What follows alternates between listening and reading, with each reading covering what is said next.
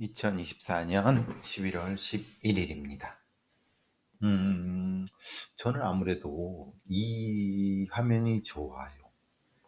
음, 그 웹캠으로 좀 앞쪽으로 찍는 것보다 지금 제가 일산 집에서 늘 했던 그 휴대폰 카메라, LG X6인가 뭐 이거 그걸로 드로이드 캠으로 해서 이렇게 와이파이로 해갖고 하는 왜 이렇게 마음에 드는지 모르겠어요. 아마 제가 작게 나와서 그런가 보죠. 또 여러 개 보여줄 수 있는 그래도 이제 전체적인 화면, 뭐 수사 연구지 그리고 이제 이 자살 타살 이 관련된 토론회 자료집, 뭐 실버 버튼 기사, 또 여기 이제 연구소, 그리고 뭐 이런 것들. 어쨌든 조금 뭐 이 화면이 흐리다고 하는 분들이 있는데 적응하십시오. 어쩔 수 없습니다. 음, 어젯밤에는 제가 본의 아니게 어그로를 끌어갖고 죄송합니다. 자, 오늘 아침 기사를 보니까 MBC에서 이토록 친밀한 배신자라고 하는 그 한석규 씨 주연의 프로파일러가 뭐 주연이라고 해야 되나요? 네, 주연이겠죠, 한석규 씨가. 그러니까 얘기를 이렇게 나온 부분에 대해서 그것을 자문해 줬다고 하는 어떤 뭐 프로파일러가 MBC 뉴스에 이렇게 나왔습니다. 아침에. 글쎄, 차라리 이 드라마가 들어가기 전에 했으면은 오히려 더 좋았지 않았나? 이런 아니, 그게 더 낫지 않았나? 이런 생각도 들었는데, 글쎄요. 이게 거의 끝나가는 때쯤에 이거를 하는 거 보는데, 근데 저는 차라리 이 이토록 친밀한 배신자의 프로파일러라고 하는 이 한예리 씨부터 시작해서 세 명의 범죄 분석팀이라고 하는 한석규 밑에 장태수라고 하는 이름의 차라리 낫다. 그 프로파일러를 그따위로 표현을 하고 또 그 정도 수준 낮은 자문을 해줬다고 하니 지금 MBC 뉴스에 이 자문해줬다고 프로파일러의 이름과 얼굴이 나오고 그 사람 했는데 참 쪽팔린 줄 모르는 것 같다. 그 따위로 그 정도 수준으로 프로파일러를 자문해 준 건지 아니면 그 사건을 자문해 준 건지 저는 사실 뭐 제 방송을 계속 들어오시는 분들은 아시겠지만 이토록 친밀한 배신자에 대한 기대가 상당히 컸었는데 여지없이 그 기대를 뭉개버렸어요. 그러니까 이제 뭐 지가 프로파일러라고 떠들고 다니는 인간들이 몇 있지 않습니까? 근데 그들이 떠들고 다니는 그것은 현실에 존재하지도 않고 실제로 퍼포먼스도 없는 그런 사람들이 떠들고 다니는 그런 것은 그래 뭐 지들 뭐 밥벌이 위해서 그렇다고 쳐. 그냥 근데 이 사람은 현직에 있는 사람이에요. 그러면은 이제 실제로 이제 그 이트로치미라 배신자에 나오는 그런 한 장태수 같은 역할, 직접 수사에 참여하고 그러지는 않습니다. 아시다시피. 그러면 그건 아니라 하더라도 프로파일러가 보는 관점이라든가 그 가지는 개념이라든가 어떻게 사건을 접근한다든가 이런 부분들을 그 정도는 보여줄 수 있지 않느냐. 시스템은 다른다 하더라도. 그러니까 엉뚱한 말도 안 되는 소리를 해갖고 말도 안 되는 자문을 해서 많은 어떤 그 고등학생, 대학생 같이 이 프로파일러라고 하는 것을 선망하는 많은 사람들한테 일종의 배신감이랄까? 아니면 일종의 그 좌절감 같은 걸 주는 바에는 차라리 자문이라는 것을 그냥 붙이지 않는 게 낫다. 이런 생각이 들었습니다. 물론 이제 이 사람이 그 현지 프로파일러는 사람이 다른 많은 사건들을 해서 엉망으로 만들어놨다는 걸 제가 몇 번 말씀드렸습니다. 부산 돌려차기 사건이라든가 또 정의정 사건이라든가 뭐 안인득 사건이라든가 그렇게 수준 낮은 그런 어떤 분석을 통해서 실제의 사건 분석이라든가 프로파일링이라는 자체를 일종의 그 애들 장난식으로 표현하는 느낌이 들어서 기분이 너무 안 좋습니다. 제 기분이 문제가 아니라 어떻게 프로파일러와 프로파일링을 이따위로 하여튼 그래서 계속 이런 실망감을 안겨주면 차라리 프로파일러라는 시스템을 없애는 게 낫습니다. 차라리 그럴 바에는 이런 식으로 뭐 하면은 하여튼 뭐 그거는 그렇다고 쳐도 뭐 어쨌든 제가 조금 보시라고 했던 페이스미는 어떻습니까? 좀 그것도 좀 뭐라고 하나. 사실 페이스미 어디에도 제 이름이 나오진 않습니다. 페이스미 드라마에 어떤 엔딩 크레딧이라든가 어디 뭐 그런 데도 없습니다. 저는 사실 굳이 제가 그거를 넣을 필요는 없다고 생각을 하고 또 어떻게 보면 이 드라마는 드라마일 뿐이고 제가 적어도 이건 너무 무리하다. 이거는 사실은 이 상상의 영역과 사건의 영역 그거를 어느 정도까지 부드럽게 연결해 줄 수는 있지만 너무 작가의 상상력을 제약하는 것은 사실은 그것은 의미가 없는 겁니다. 그러니까 작가는 작가의 쓰고 그것을 표현하는 사람들은 또 표현하면 되는 거고 대중은 또 그걸 그렇게 받아들이면 되는 거지 굳이 딱 정확히 이제 자문해 준 사람의 이거에 딱 그래야 돼 그건 아닙니다. 근데 최소한 기본적인 개념과 기본적인 어떤 시각 같은 건 유지를 해야죠. 전 어쨌든 페이스미가 이제 3사에 넘어가서 뭐 재미까진 바라지 않더라도 의미 있는 드라마가 됐으면 좋겠다는 생각을 해봅니다. 자, 오늘 얘기를 좀 들어가 볼까요? 거짓말 탐지기. 제가 며칠 전에 뇌지문 얘기를 했습니다. 지금 뇌지문 분석관을 뽑을 때냐? 사실 무슨 연구 과제로 이렇게 뇌지문 분석관을 뽑는다는 게 무슨 의미가 있느냐? 지금 거짓말 탐지기가 연간 10,000건 이상씩 수사에 활용되고 있습니다.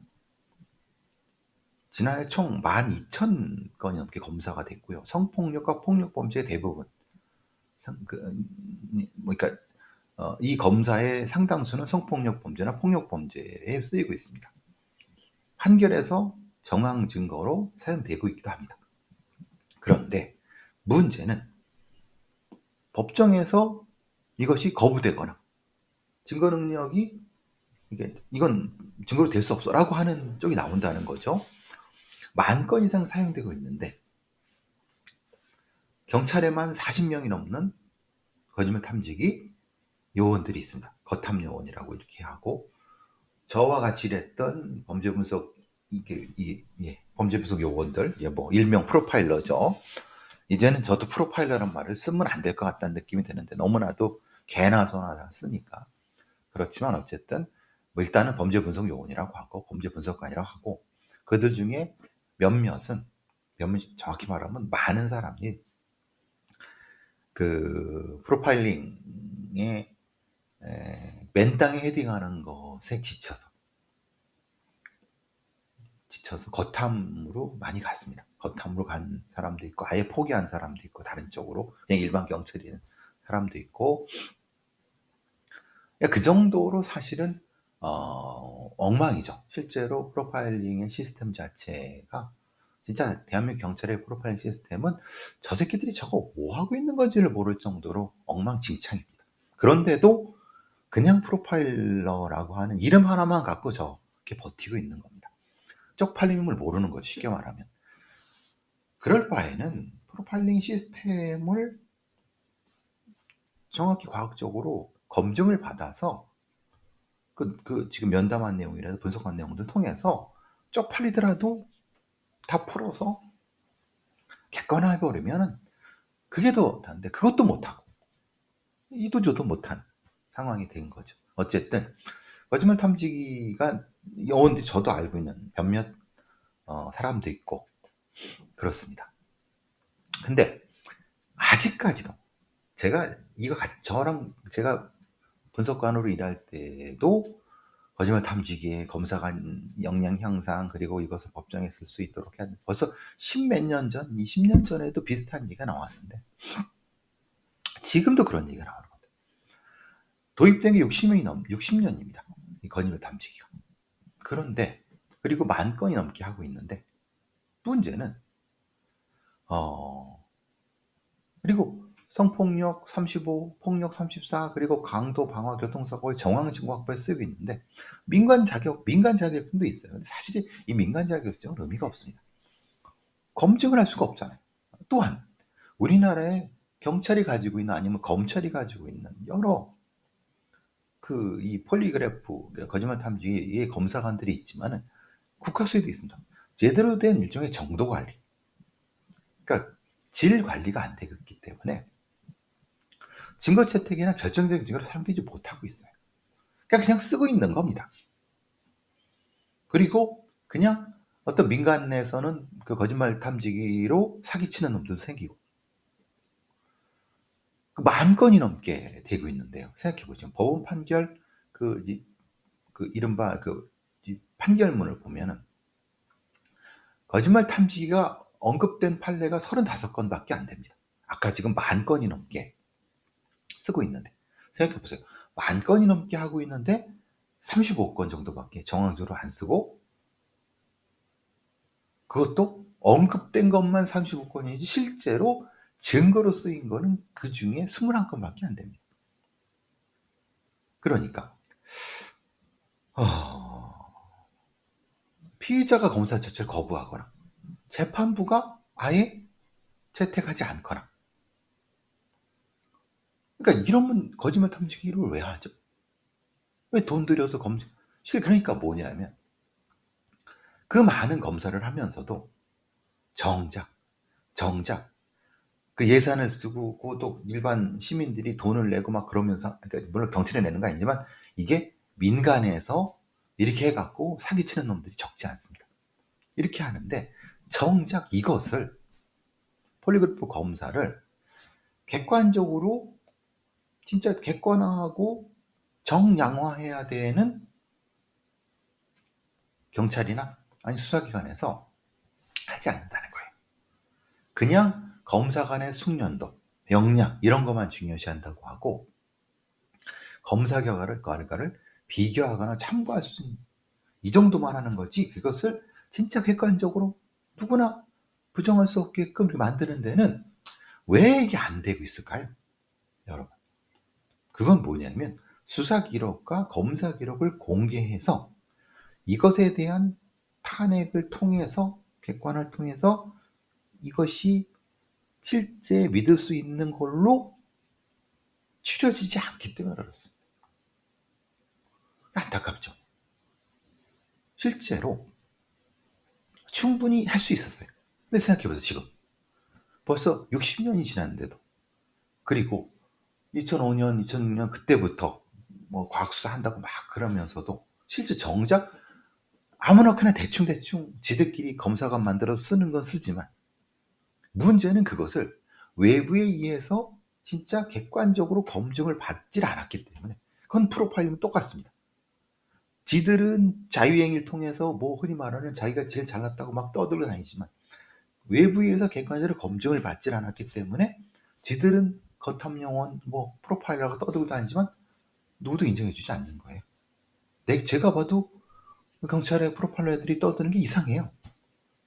그 이제 방송에 나와서 지들 프로파일러 떠들고 다니는 놈들이 무슨 소리 하는지 모르겠어요. 그들의 어떤 소리가 저게 지들이 알고 하는 소리야, 모르고 하는 소리야. 객관적 근거도 없어요. 검증도 안 받아요.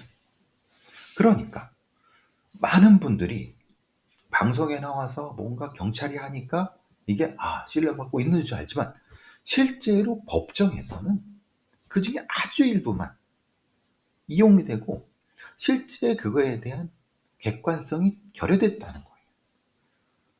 그 웃기잖아요. 그럼 그게 진짜예요? 가짜예요? 그렇게 생각해 보세요. 그게 진짜입니까? 가짜입니까? 예? 한번 물어보세요.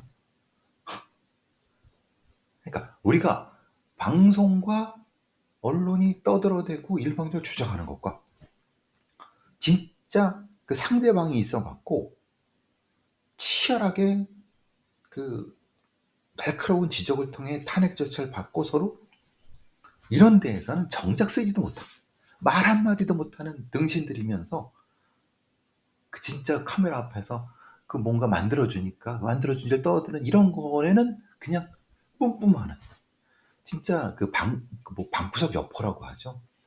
진짜 방구석 여포들밖에 없는 겁니다. 거짓말 탐지기도 그렇고 그 프로파일링도 마찬가지고 저는 DNA 검사도 마찬가지라고 생각합니다. 지문 검사도 마찬가지라고 생각합니다. 우리나라의 지문 이 붙이는 역량이 좋다고 해요.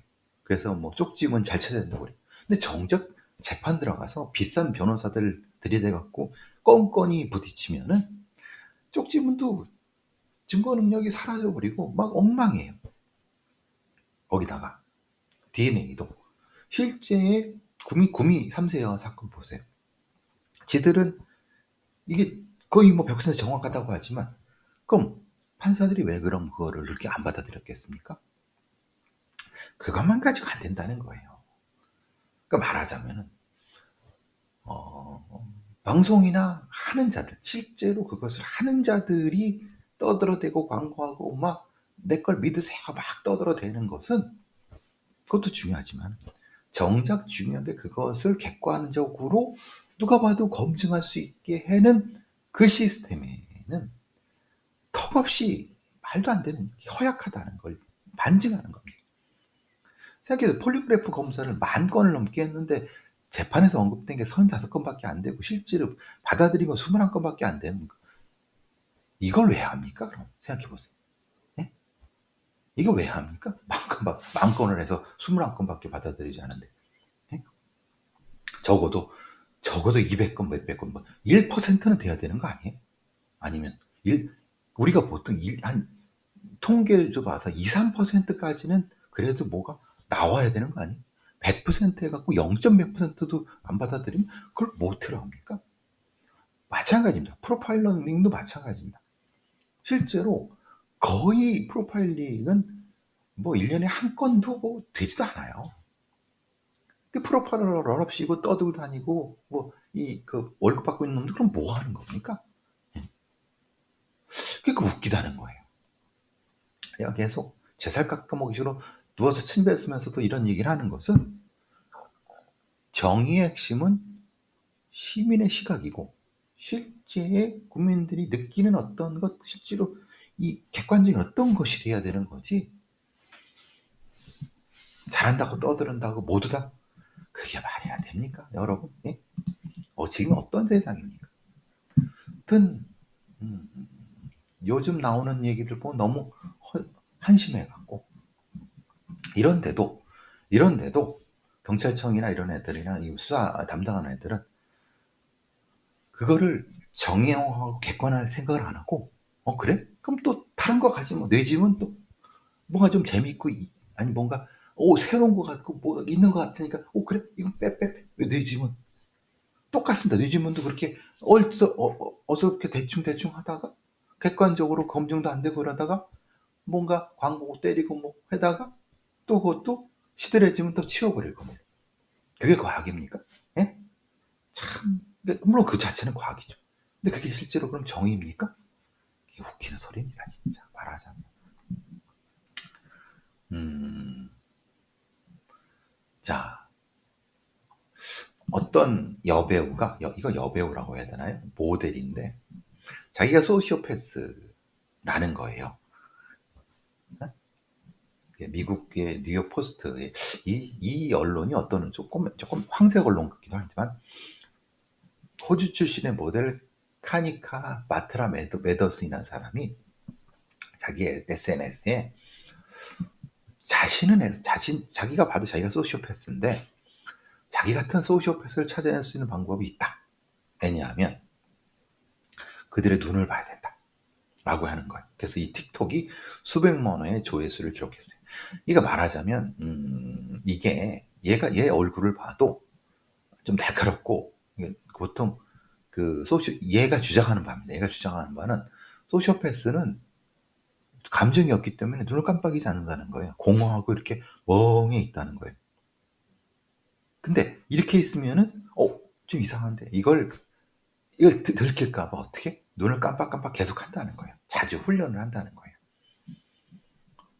그러니까 이런 경우들이 종종 있습니다. 사이코패스는 무감하고 소시오패스는 감정을 이용하고 그건 뭐 여러분 많이 아시잖아요.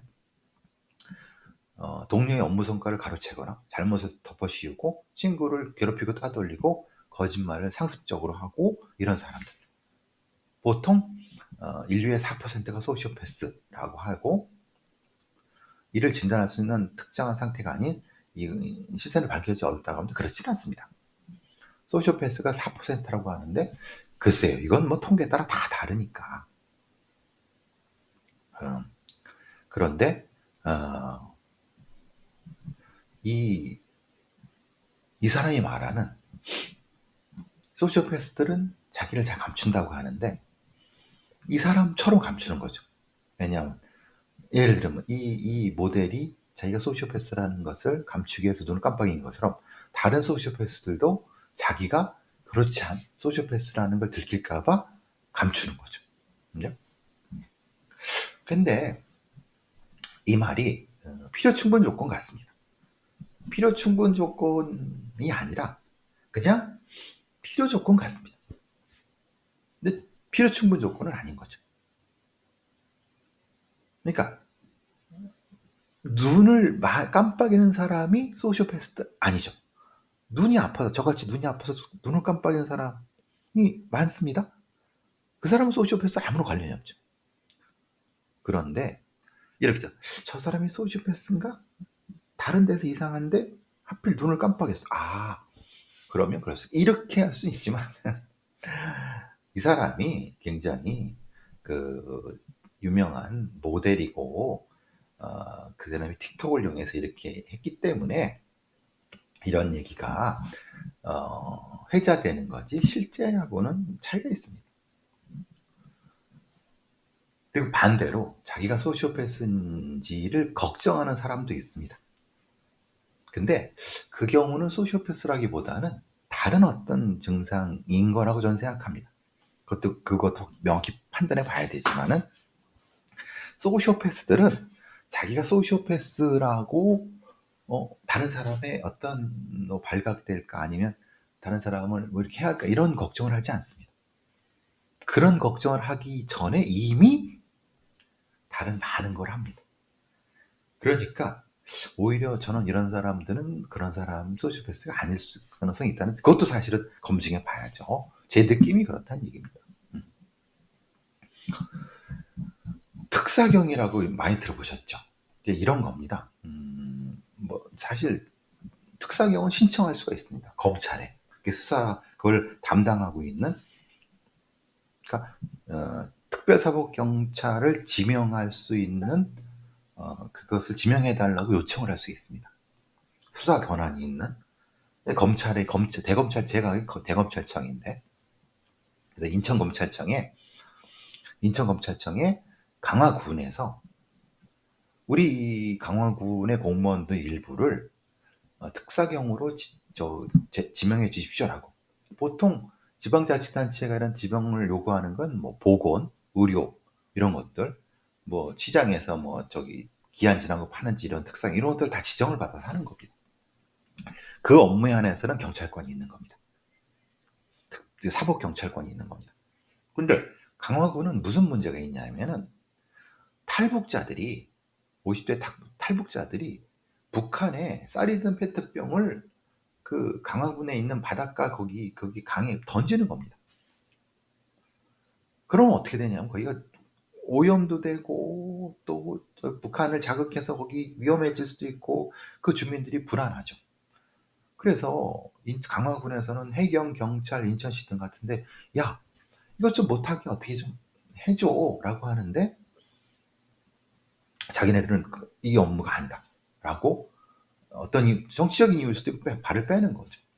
그러니까 강화군에서는 안 되겠다. 우리가 직접 수사하겠다라고 인천검찰한테 지정 요청을 한 거고 어떻게 될지는 모르겠습니다.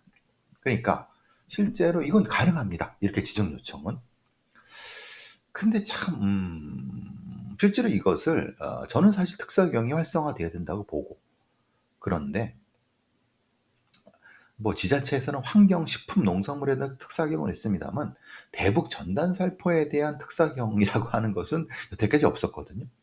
그런데 경기도에서도 이런 행정명령을 통해서 뭘 하니까 음, 강화군이 하는 것은 저는 적절하다고 생각을 하고 왜 근데 해경이나 경찰이 못하겠다고 할까요? 정치적인 이유가 있을 겁니다. 그리고 사실은 광역이라든가 정부가 하는 것보다 기초자치단체에서 하는 게 더 효과적일 수 있습니다. 왜냐하면 이것은 정치적인 목적이 아니라 진짜 완전 치안적인 아니면 생활적인 목적이라고 얘기할 수가 있기 때문에 그렇습니다. 뭐 이런 것도 있다. 한번 소개 한번 드려봤습니다. 별일이 다 있죠. 네. 자, 지금 문제가 국방과학연구소에서 문제가 있는데 사건반장, JTBC 사건반장에서 보도된 바인데 직장 상사랑 한테로부터 성폭력을 당한 피해 여성이 징계위원회를 열어갖고 이제 거기서 갔는데 그 징계위원회 위원이란 놈들이 이 피해 여성을 꽃뱀 취급하고 막말을 해갖고 모욕감을 느낀 피해 여성이 그 바로 옆방에서 창밖으로 튀겨내린 겁니다. 5층인데 중상을 입었어요. 가해자는 12살 연상의 유부남 놈인데 같이 출장길에 올랐다가 강간을 당할 뻔하다가